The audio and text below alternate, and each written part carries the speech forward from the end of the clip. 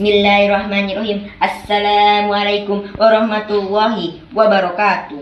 Yang pertama-tama, sebelum lisan melantunkan pesan, sebelum makna terurai dalam bingkaian ucapan, marilah kita tundukkan jiwa sejenak, menghadirkan kasihnya yang tak bersyarat dan senantiasa ada. Hembusan nafas dan denyut nadi adalah bukti dari nikmat yang sering kita lupa syukuri. Tak terlihat namun terasa, tak terdengar namun menyapa. Begitulah cintanya yang tak pernah alpa.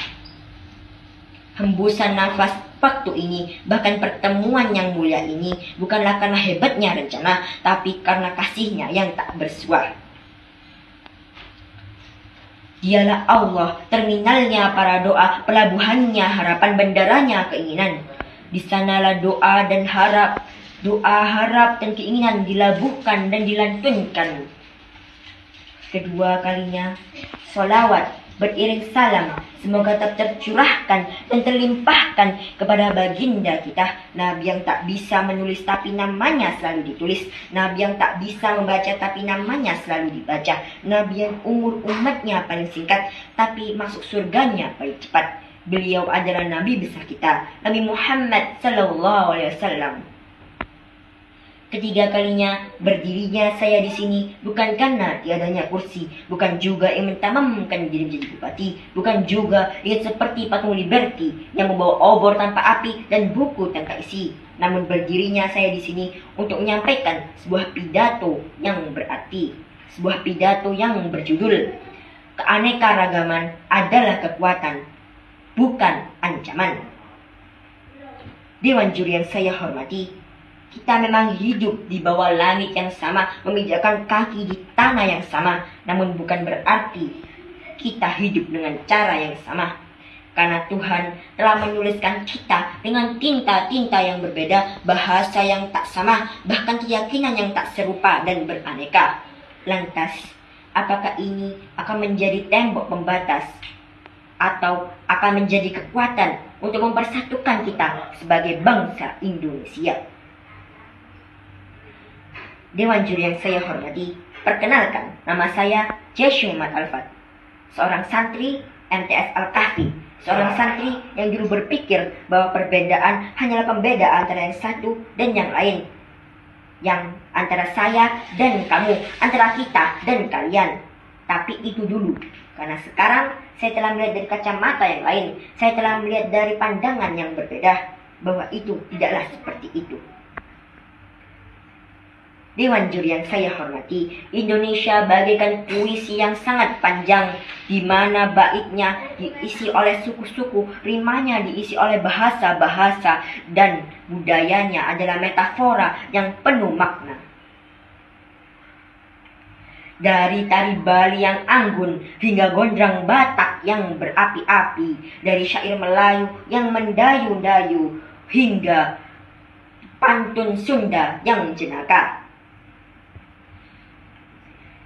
Dewan juri yang saya hormati, tapi banyak dari kita sangat disayangkan sekali yang terprovokasi oleh informasi yang entah benar atau tidaknya. Yang entah benar atau tidaknya. Bukankah kita sudah tahu bahwa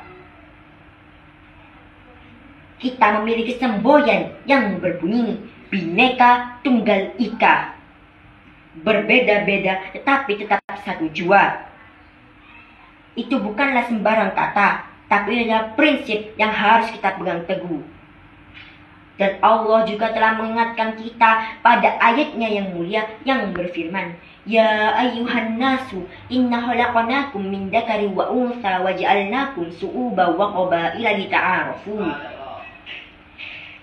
Wahai manusia, sungguh ia diciptakan dari seorang laki-laki dan seorang perempuan, lalu menjadikannya berbangsa-bangsa dan bersuku-suku. Dewan juri yang saya hormati, maka dari itu izinkanlah saya mengajak kita semua, bahkan dewan juri sekaligus, untuk mempersatukan lagi bangsa kita, bangsa Indonesia, dengan berbagai cara. Dan ini adalah sedikit cara dari banyaknya cara yang akan saya sampaikan. Yang pertama, Tanamkan rasa hormat di dalam diri kita. Hormatilah seseorang seperti kita menghormati ayah dan ibunda kita. Karena tanpa rasa hormat, persatuan hanyalah kata tanpa jiwa. Yang kedua, berjalanlah pada tujuan yang sama.